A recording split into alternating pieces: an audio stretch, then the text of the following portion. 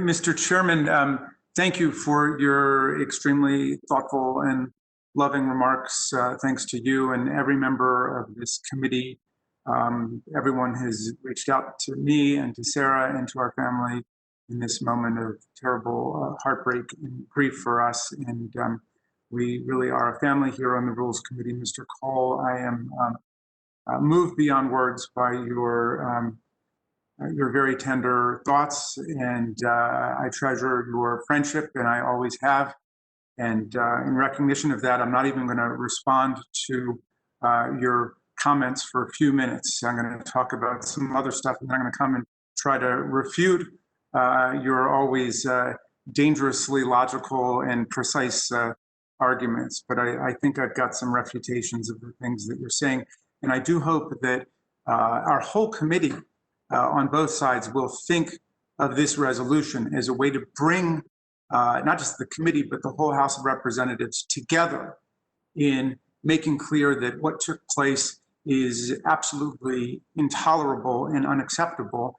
And it is critical for us now to make clear that this was an absolute dereliction of presidential duty. It is very clear that the president did not discharge the proper duties of office.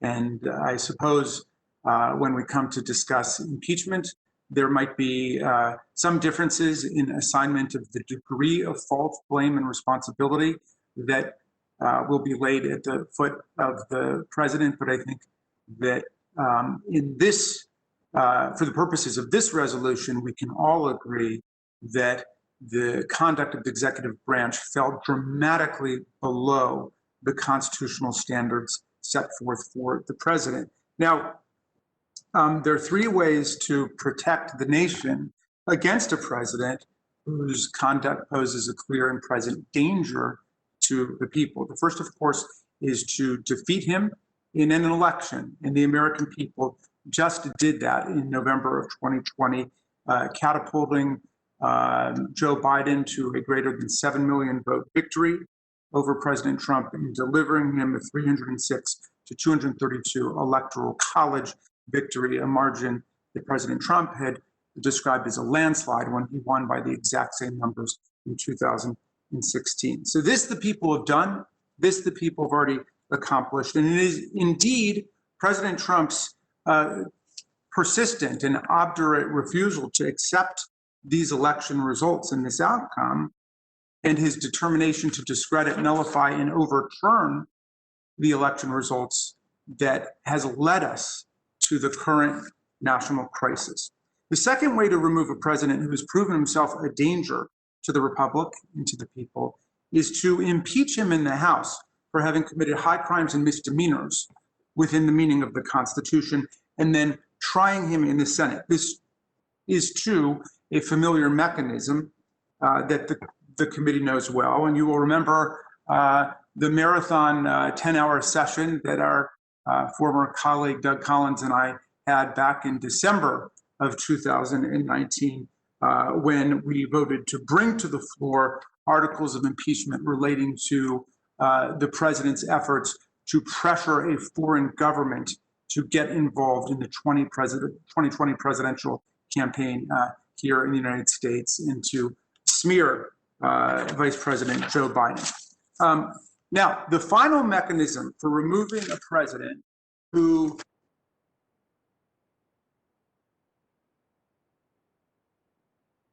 Jamie, you need to unmute. There you go. The final mechanism for removing a president who is failing to meet the most basic duties of his office and indeed actually harming the republic with his conduct is the 25th Amendment. Now, the whole purpose of the 25th Amendment, which was adopted in 1967, is to defend the stability of the republic and to guarantee the safe continuity of governmental operations at the very highest levels. It was adopted just several years after the assassination of John F. Kennedy. And in fact, his brother, Robert F. Kennedy, was one of the key legislative actors in pushing it, along with Senator Birch Bayh. But it was passed on an overwhelming bipartisan basis at the dawn of the nuclear age because questions of physical and mental fitness were prominent in the minds of Americans at that point. And as they often said, we have 535 members of Congress, and if something goes wrong for one of them or two of them or a dozen of them, the Congress will keep functioning. But we only have one president of the United States. And if that president is unable to successfully discharge the duties and the power of office, that becomes a crisis for the entire republic. Contrary to popular belief, the 25th Amendment has been activated and employed numerous times since it was adopted back in '67. Section 1, which establishes that the vice president becomes president in the event of a presidential vacancy, was used when President Nixon resigned and Gerald Ford became president. Before that point, it was unclear whether the vice president was actually becoming the president or just exercising the powers of the president. And it was the 25th Amendment which settled that question in Section 1. Section 2 established the way to fill a vacant vice presidency. And that took place when, for example, Spiro Agnew resigned as vice president, and then President Nixon followed the provisions of Section 2, nominated Gerald Ford, and he was ratified by majority vote in both houses of Congress. Now, Section 3, I like to think of as the section that deals with the famous presidential colon, because it has been used when Ronald Reagan underwent colorectal surgery, and he voluntarily and temporarily transferred the powers of his office to George Herbert Walker Bush. And then after that incapacity ended, he, by letter, resumed the powers of the office. President George W. Bush himself invoked Section 3 in transferring the powers of his office to then Vice President Dick Cheney when President Bush underwent a colonoscopy. And it's been used several times in the context of colonoscopy and other surgeries. But today we're looking at Section 4, which we are asking the Vice President to invoke by activating and mobilizing the cabinet to declare what is patently obvious to a horrified and anxious nation. The president is not even minimally discharging the basic duties of his office. Now, my friend, Mr. Cole, says that in drafting and adopting such a resolution, we would be operating outside of the proper legislative sphere under the 25th Amendment. On the contrary, if you go back and look at the legislative history of the 25th Amendment, it was deeply intended by Senator Bayh and Senator Kennedy and all of the members who were involved in it to promote collaboration among the different branches to guarantee the stability of government and the continuity in office. Now, Mr. Cole, of course, is right that it's up to the vice president, and we're not trying to usurp his authority in any way. We're trying to tell him that the time of 25th Amendment emergency has arrived. It has come to our doorstep. It has invaded our chamber. We just saw the unprecedented event of hundreds or even thousands of members of a mob entering the Congress of the United States without going through metal detectors or any kind of security screening, occupying the floors of the Senate and the House, occupying the offices of our leaders, chanting, "Hang Mike Pence," yelling, "Where's Nancy?" Many of them were brandishing weapons, guns, knives. Some of them had zip ties to handcuff people's hands. We were delayed in the counting of the Electoral College vote by more than 6 hours. Members, staff, families, citizens across the country were terrorized, terrified, and horrified by what took place. And no amount of euphemism or displacement on anyone's part across the country will ever let us forget what took place on that day. Now,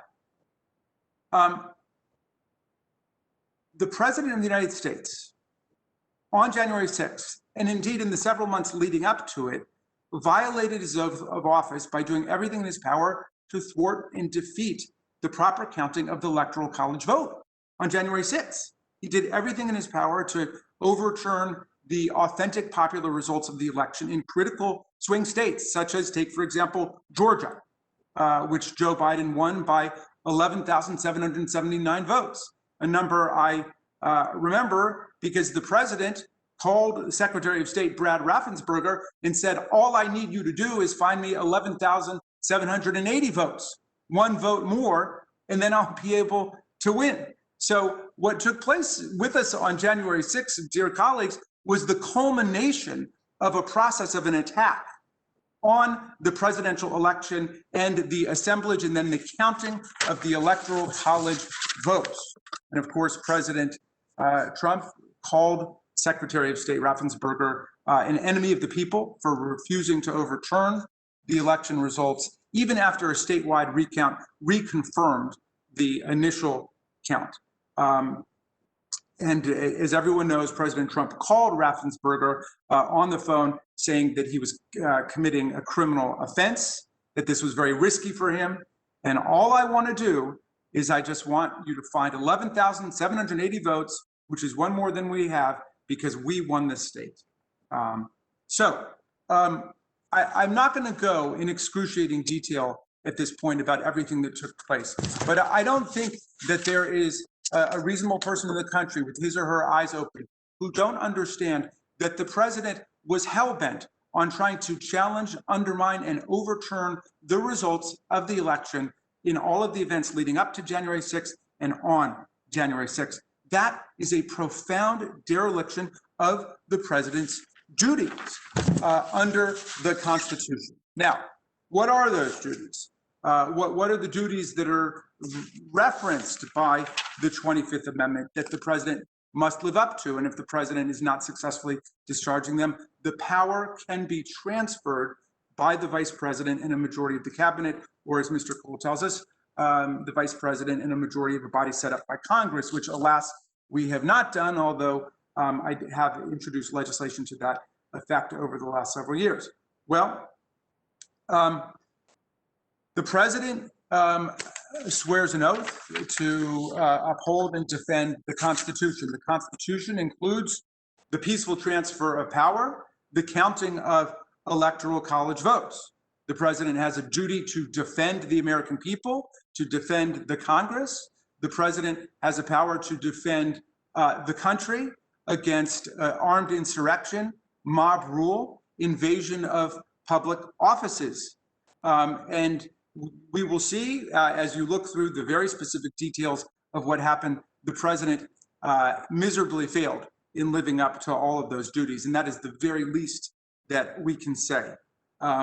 When the president was begged at various points by both Republican leaders and Democratic leaders to send more help and to call upon the mob to stand down, he was extremely reluctant to do so. He continued to send supportive tweets for periods in which we were under duress on Capitol Hill.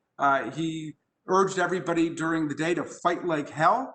And he sent out finally a tweet, I think, and this is the one that people are using to try to absolve the president, amazingly. This was probably his best or most exculpatory tweet. He sent out a tweet saying, these are the things and events that happen when a sacred landslide election victory is so unceremoniously and viciously stripped away from great patriots who have been badly and unfairly treated for so long. Go home with love and in peace. Remember this day forever. And of course, much of the damage had already taken place. As everyone knows, 5 people were lost in the mob violence that was unleashed against the Congress of the United States, including a Capitol Hill police officer. And as the scale of the violence and the damage became clear, the president quickly deleted that tweet and then tweeted, I suppose this was his most forceful one, go home, we love you, you're very special. That was at the end of the day, basically when most of the devastating damage had already been wrought on the people of the Congress.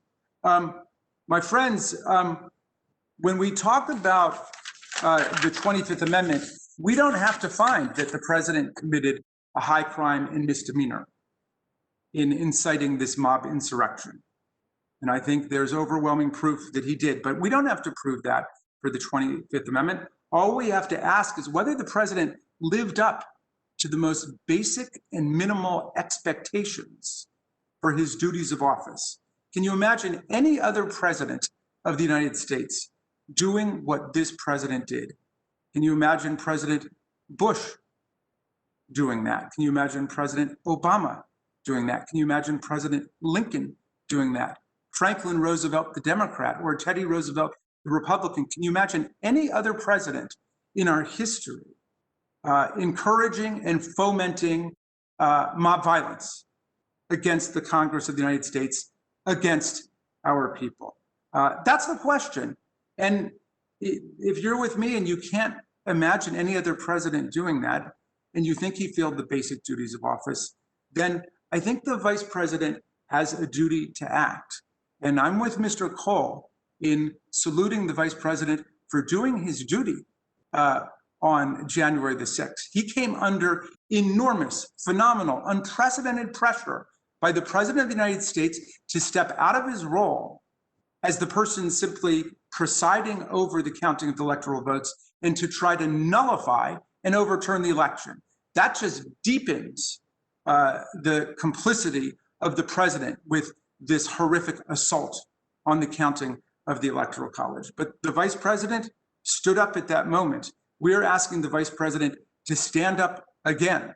For all of those people who voted, I think, foolishly with the president's wishes to deny the Electoral College votes that were cast by our states, by our state officials, despite the fact that the president brought 62 different cases in federal and state court and lost 61 of them soundly, decisively, and in many cases of humiliatingly, as the judges castigated the president for bringing such nonsense before the courts. But for those who decided to go along with that and help to drive that wound into the country, and who are now calling for bringing the country together, those people who are now calling for reconciliation, this is the road to reconciliation. It is the vice president himself who is the key actor, and it is the president's own cabinet who make up the key actors, the principal officers of each of the departments of government. They can help to lead us out of the nightmare that we've been plunged into by this sequence of events. They can transfer peacefully the powers of the president to the vice president, Mike Pence, for the remainder of this term, so we can have a peaceful transition of power. My friends, on the extreme right-wing websites that help to build the president's rally, the Save America rally, they are calling for the mobs to come back to Washington and to continue the assault on the Republic of the United States. They are calling for continued war, and they are calling it war against our government. They want to see this mob insurrection spread. One of the ones I read said that they're going to come back with so many people that no army will be able to stop them. This is not just a crisis and an emergency. It is a continuing crisis and emergency. It is not over yet.